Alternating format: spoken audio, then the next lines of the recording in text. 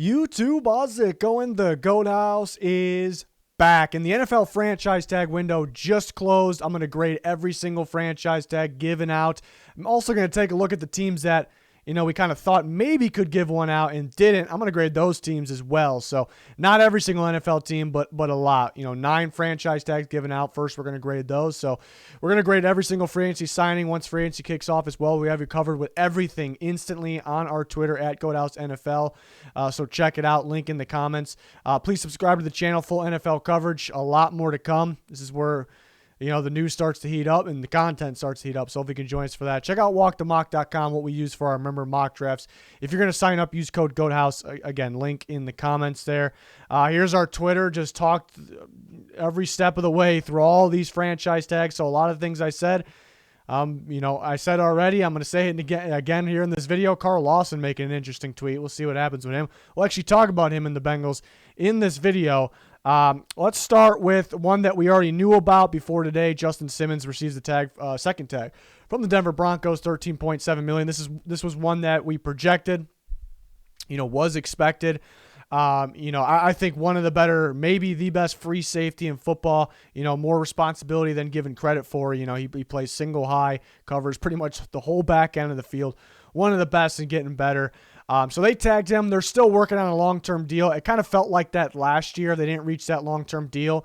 So we'll see what ends up happening there. But either way, I'm giving this an A+. It was expected, but $13.7 million is pretty good. Right now he's looking, the contract talks are ongoing probably because he's asking for maybe over $15 million, around $15 million. Broncos trying to stay in this range, maybe 14.5 up to there. So they tagged him. He's locked in with the Broncos for now, and they'll talk on a long-term deal. All of that makes sense. If he ends up playing on the tag, he's playing cheaper than what his value is. I'm grading the team with these grades. So I give it an A+. Pretty simple, pretty easy there. Taylor Moton, $13.6 million tag, was one that we expected. There was some surprises that we'll talk about, but this is one that was definitely predicted. Had a fantastic season last year. I think got a lot of upside. He's going to continue to get better. Tackles are very hard to come across. Everyone's looking for those right tackles specifically. I think if he hit the open market, what his value, is, what his price is, on how he's played in the past, probably, is around this range, I suppose. But if he got to free agency, you factor in potential there. You factor in the upside, and you factor in that there's a shortage on tackles. So I think he would have destroyed this $13.6 million if he hit free agency. Might have got close to $17 million. So easy grade here. It's the right thing. A+. You save some money here if you're the Panthers, and that's what they did. So it's an easy A+ in my opinion for the Panthers tagging Taylor Moton. Next up, we got Chris Godwin, another one that was projected, not one of those surprises that we will talk about. $15.8 million for Chris Godwin. It's pretty pricey, but you see what the receivers are getting. Especially ones like Chris Godwin with some upside. He just kind of broke out in 2019. I think if he got a contract, it would be $17 million, $18 million per year. There was some people out there that thought, around $20 million. I wasn't feeling that, but the point is everyone agreed that a per year basis on a contract will be more than $15.8 million. You also factor in another potential franchise candidate for the Buccaneers, Shaq Barrett, which they're kind of the opposite. Chris Godwin would have been more expensive on the contract than tag. I think the opposite for Shaq Barrett. So it's kind of like a win-win situation. You win in two different spots. We'll see what Shaq Barrett ends up getting. That's how I view it. He would have been more expensive, and that would have been rough, for the Buccaneers. So it's another one that's an easy A+, no question. Moving on to Marcus Maye, $10.5 million franchise tag. And right off the bat, I would have this is another expected one. I would have gave it an A+ originally because it makes sense. New defensive scheme there. You want to make sure Marcus Maye fits. He just kind of switched positions last year, their style of safeties last year, which was for the better. I thought that suited him more. And he played phenomenal. I think it was a career year there, obviously, but he still got a good amount of career and chance for career year ahead of him. So I was confident with the fit, but just to make sure, and it's I think 10.5 is right around his range, but having one really good year, like where do you price him at? Based off last year, do you maybe more than 10.5, but it's one good year. We got a new defensive scheme. So where do you really value? It's kind of back and forth. There's pretty big range where you actually value him at. So for all those reasons, the tag made a whole bunch of sense.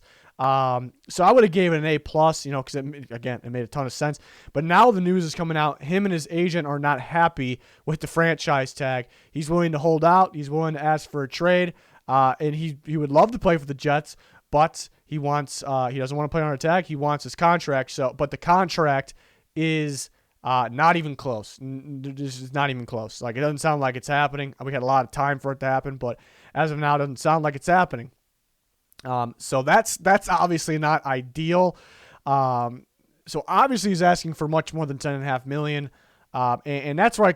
Again, originally was given A+, and then you kind of factor in these new things that pop up to make you wonder. I'm still giving it a pretty damn good grade. I'm giving it an A, because, if you meet his demands in his contract, obviously from what we've heard, it's much more than 10.5, maybe around 12.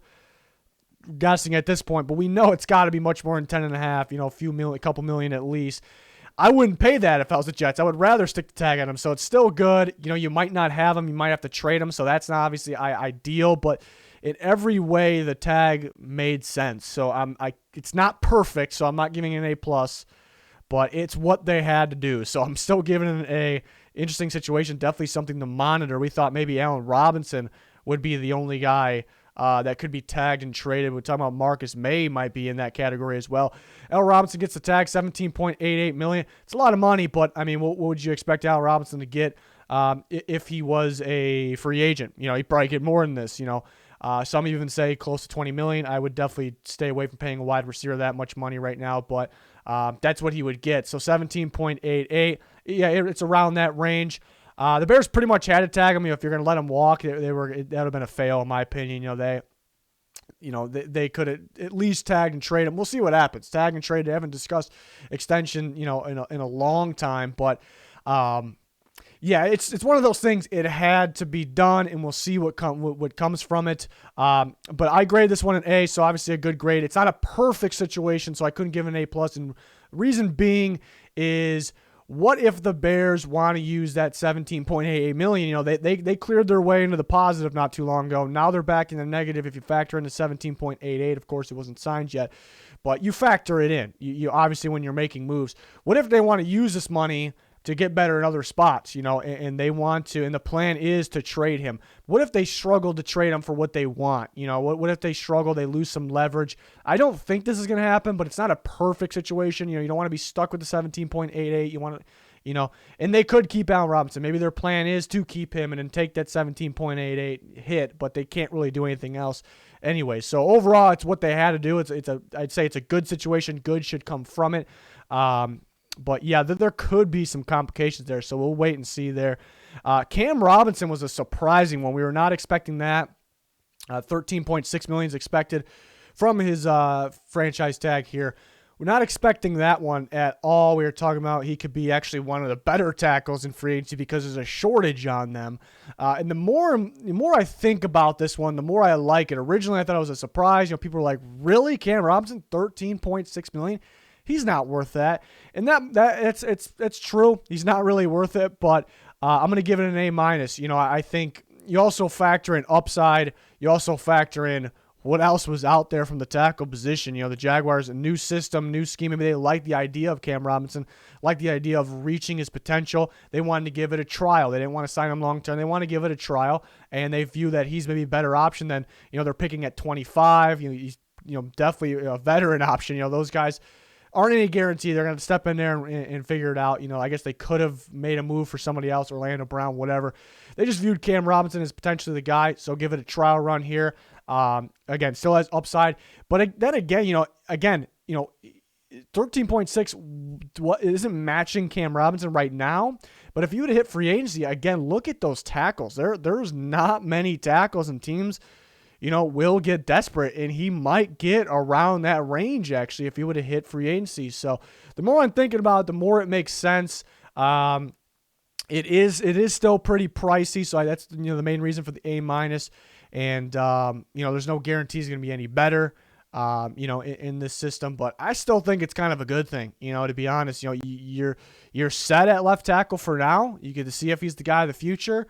you don't really have to worry about it. You can focus on Trevor Lawrence and whoever you're signing in free agency, because tackle probably wasn't going to be the big signing free agency anyways, looking at the rest of the group. So I actually, end up liking it a lot more than I didn't really grade it in my head when the news came out. I was just kind of like, wow, really? That happened? So interesting one for sure. Marcus Williams, another interesting one. $10.5 million is expected to be the tag. Another one that I'm liking more than when I think about it. Originally, and there you can kind of play both sides of this because, and I'm not really factoring in the Saints. I guess we can factor in their cap space situation. It's almost a good thing when you factor that their cap space situation is not good, but basically, if they would have let him hit free agency and they would have tried to work, out the contract, they may have lost him because they only can offer a certain amount. So that's kind of a good thing. That's why it kind of makes sense. The other thing is, in the Saints scheme, we'll see if they adjust their scheme a little bit. I don't know if safety's that valuable, like how you should, in terms of how much you should pay him. I like Marcus Williams, is really good. He's getting better. Got some upside. But they run a lot of, two-man under where basically the safeties just help on corners on the double team. It's not really the hardest job. There's times where they have Malcolm Jenkins in the box and Marcus Williams has to cover most of the field back there, and he's good at that. So they value that a lot. That makes sense. But, I don't know. Yeah, I kind of wonder in that scheme, do you pay double digits to safety? You're paying Malcolm Jenkins and Marcus Williams. So I guess that's the downside of it. And then another thing is, it does affect the cap. It affects it by $10.5 million. So it's making their jobs a lot harder. They're going to have to restructure more, cut more. So that's kind of the negative side. That's kind of what I first thought. So I wasn't really in love with it. But again, if you let him hit free agency, he probably, somebody else probably comes along because there's teams that need safeties. Somebody else probably comes along that, values safety a little more in their scheme and pays too much, with the Saints like, we just can't do it. So then you lose the guy, So thinking of it that way, and they definitely wanted him back. They didn't risk anything here. And it's not like 10.5 is an overpay. It's just, you kind of wonder in their scheme, do you pay a safety that much? But in terms of Marcus Williams and where his upside's going, that's right around his range. That price makes sense. So I gave it an A-. Again, you kind of play both sides, but it's starting to make more and more sense to me. So let him hit free agency. Does he leave? Probably, actually. So, and they wanted him back. So, moving on, Leonard Williams, interesting one as well. Love Leonard Williams, big time player. Had one of my top free agents in this class. Had a fantastic year. $19.4 million is the tag. It's a big number. He filed a grievance to be labeled as a defensive end rather than a D tackle. In my opinion, he should be labeled as a defensive end because he is that. But I guess it's different by scheme. He plays on the actual defensive line or 3-4, so you can understand why he's labeled with the defensive tackles. They just need to change how it's all labeled in general. But if he wins that grievance, he can get $21.4 million around there, so that's a lot more even. So we'll monitor that, I suppose. But what would he have gotten in free agency? I don't think he would. Great player. I don't think he would have gotten 19.4. That's elite edge rush money. He's not an edge rusher. He's a defensive end and a 3-4. So, and the Giant, the good thing is, okay, the Giants got Leonard Williams back. They needed him back. He had a fantastic year. They didn't want to lose him. They got him. They're safe. You could take a, you could take a second, relax, because maybe there was some worries that they can lose him, but that's kind of the good thing. But I think if they let him hit free agency, and if they placed a bid that saved a little bit of money here, $18.5 million, which I think it could have went for less than that, I think they still would have won. They would have gotten him back. They should be confident. There's not a lot of confidence there with the Giants. That's what it feels like. So I do think, I'm C+. I'll give it kind of in the, somewhere in the middle there. I think they lost money with this. They lost money. It's good to have Leonard Williams back. He's a fantastic player for the Giants. And he showed he can get better looking at last year, but I just think they could have got him back for cheaper. There's not a lot of confidence, trust in themselves there with that one. They kind of let Leonard Williams, that's what he wanted probably. He makes more money doing that. So he kind of took control of the situation. We'll see if they reach a long-term deal and it ends up being cheaper. All of these that's possible with. But it's pretty damn pricey. The Giants are going to be pretty, that they were barely positive. They've been clearing a little more. Now they're back in the negative. So it's tough. It's tough. The tough situation. If you would have reached a long-term deal, you could have backloaded on top of that. On top of it being cheaper per year, I know this is 1 year, but still 19.4 at least per year.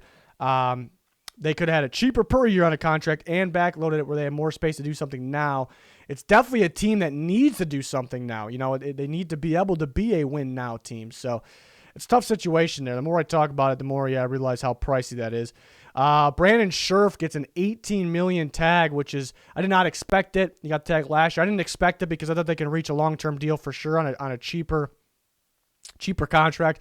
Talked about Brandon Brooks is the highest paid guard per year at just over $15 million. Well, murdering that, destroying that is Brandon Scherff on $18 million, which is just too much for a guard. Very good guard, but a guy that also comes with at least some injury concern. $18 million it's just too much money. Now, again, they can reach a long-term deal. They can scratch that $18 million off and figure it out, and then we can come back and grade that. We'll be grading that, those types of things, any type of signing. While free agency is going on, but for right now, the $18 million, I'm going to give that a D. It might be generous still. $18 million is just too much money. Luckily, they have a good amount of cap space, but this is definitely a whole $18 million sets them back pretty good. So that's not ideal. It's definitely not ideal. So those are the guys that got the franchise tag. Let's talk about guys that we thought might get it, but didn't. Teams had an interesting decision.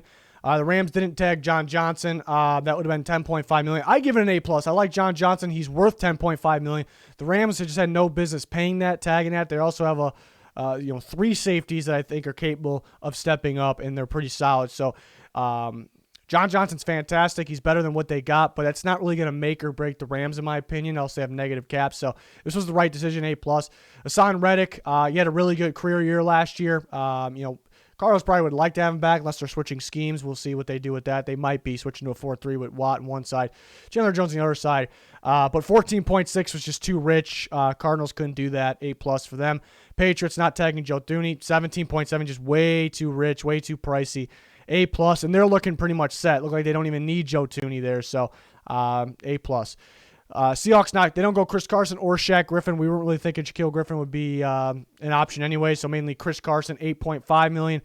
That I gave it an A. Obviously A is a good grade. It's not quite an A+ because could they be worse at running back without doing this? Could they end up spending around the same thing for worse, spending less for worse? If they want to re-sign Chris Carson, he might cost around this anyways. Overall, it's the right move, obviously, by me giving it an A, because do you give a guy that has some injury concern $8.5 million, even if that's cheaper than maybe his talent when he's on the field? You don't. So I still give it an A there, but there are some questions on what they'll do at running back. But they'll use the money on other focuses, offensive line, things like that. Steelers, Bud Dupree. I give it an A because, it kind of had to be done. Like, I feel like the Steelers defense is way better much better with Bud Dupree on it. I think he's a fantastic player. So it's grading them on their situation they're currently in and missing out on Bud Dupree, I think is different. Coming down to it, the cap-based situation that you're in currently and making the decision on Bud Dupree in this specific situation, it's something that just, it had to be done. So I give it an A. No tag on Carl Lawson, $14.6 million. It's a tough one to grade for the Bengals. I give it an A-.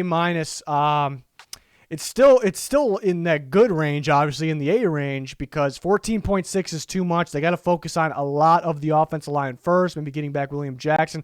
Carl Lawson's a stud. He was pretty much their only pass rush presence, and he's got upside. He's getting better, so they definitely would like him back, but they can't afford to take that $14.6 million hit. The problem is, this really increases, obviously it increases the chances he goes elsewhere, but I'm really starting to think they could lose him. I actually think a team could pay around close to that $14.6 million because he got that sneaky good upside, and teams are dying to get these pass rushers like this. So, this could mean they missed out on Carl Lawson.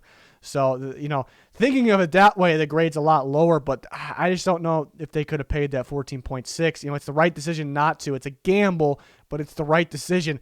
So they're definitely a tough one to grade. Packers, no tag on Aaron Jones. No tag on Corey Linsley was expected. You can't tag center for it. Would have been like $13+ million. Just, no, don't do that. No tag on Aaron Jones. Given an A-, $8.5 million. It's another tough one, too, because I mean, the Packers just couldn't afford to spend that money. They got to figure out receiver. They got to figure out offensive line right now, actually, as well. They got to figure out D-line, linebacker, corner. The more you start thinking about it, like, wow, the Packers for a damn good team. They got some work to do here. So they couldn't really afford to spend that money. But, on a contract, which they're still talking about a contract, he would average more than 8.5 per year easily. If they did sign him on a contract, they could backload it and save money now. But per year basis, he would be much more than 8.5. So that'd be interesting if they did sign him to contract extension after this. I don't really think it's going to happen, but apparently it's possible. But they are going to miss him at the same time, so that's tough as well. But it's just a decision they really couldn't make. But again, will they miss him? We'll see. But A- for the Packers on that one. Chargers, I gave it A- for Hunter Henry, 14 point. I mean, at the end of the day, you just can't pay a tight end $14.7 million.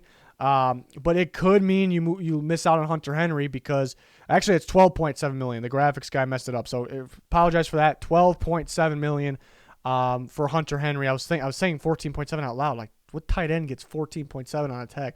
$12.7 million.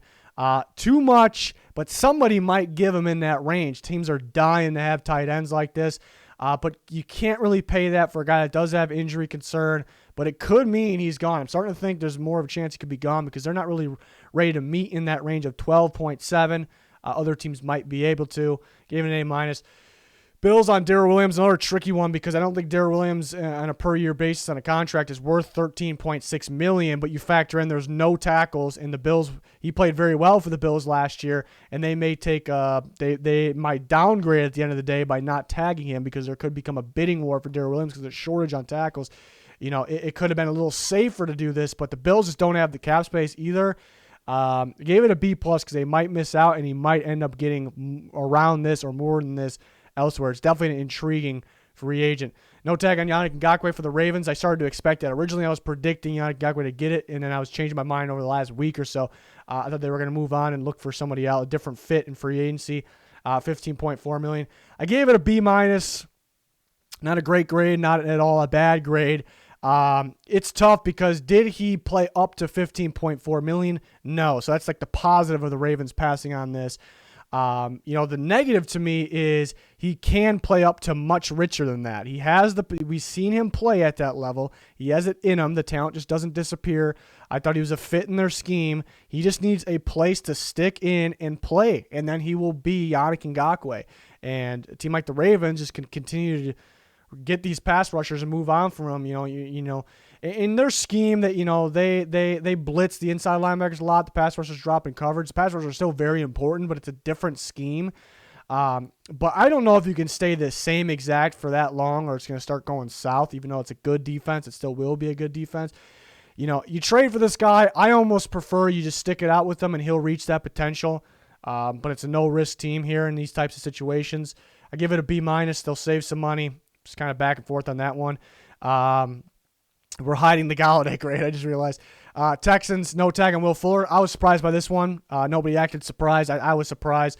I think on a contract he'll get a little more than this, $16.5 million around there.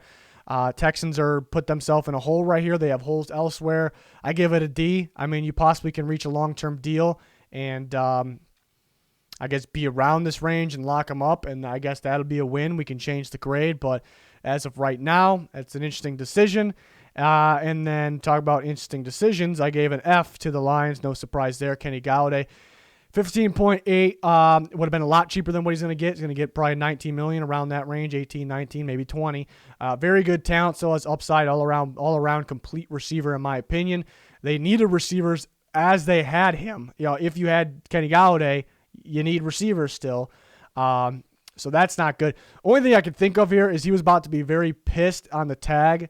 But then why not tag and trade him? It doesn't make any sense. Some of these receiver ones just don't make a lot of sense. So surprising one there, And you could say that they could still work on a deal. And we can, if that deal happens, we grade it. So we come back and that kind of pretty much scratches off this grade and we grade it. But you think they would have tagged him and been like, I know you're going to be pissed. We just put the tag on you. But before you say anything, we're going to reach a long-term deal. You're not going to stay on the tag. And everything's all right. They eventually work on the deal, but they didn't do that. So it just feels like he might be leaving at this point. a lot of surprises today, and I love that. I love just unexpected things in the NFL, and that's what makes it so great when that news breaks and you're just like, you just can't believe it. So I'm really looking forward to the rest of, it didn't even start yet, but free agency here. And sometimes these tag and trades, tag and extension, don't happen for a while. So we got all these roster moves, we got free agency, we got trades, and then we got some of these situations dealt with. And then we got the NFL draft, and we'll have you covered for all of that. So I'm really excited about that. Follow our Twitter, all this news instantly. My thoughts instantly on all of this stuff, when it happens on our Twitter at GoDallasNFL. So follow that, subscribe to the channel, smash the like button, turn notifications on so you don't miss a thing. That is going to do it for this one. Thanks for watching. Goodbye.